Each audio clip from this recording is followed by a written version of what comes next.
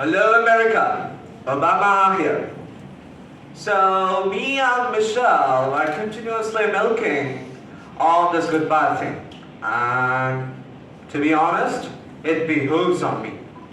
Well, I've said it before and I will say again, that when we started our journey, we did so with an abiding faith on the American people in their ability, our ability, to come and join together and change the country in a way that could make life better for our kids, for our grandkids. But that change didn't happen from top down.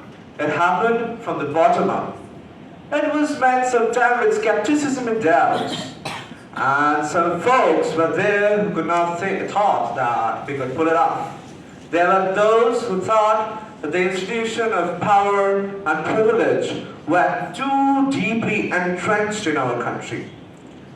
And yet, you all came up in big numbers from small towns, big cities, and made efforts.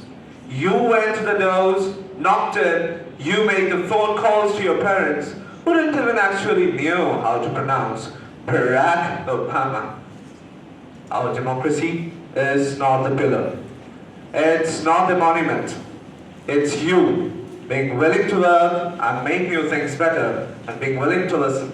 Come and join together. Let's put our hands, argue with each other, talk to each other, go to houses, knock the doors, make the phone calls, and respect the elders. But that's not the end. It's just a little bit stop. This is not the period. This is not the period. This is a comma in the continuing story of building America. I could not be prouder of you. We could not be prouder of you.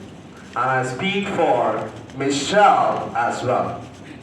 This has been my absolute privilege of my life to serve the American people and the United States of America.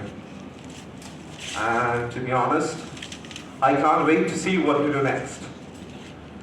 I'll promise you that I will be there with you as the citizen, but not as the president anymore. Alright? God bless you. Thank you everybody. Yes we did. Yes we can. Lastly would say two more words. God bless America. Obama. Thank you.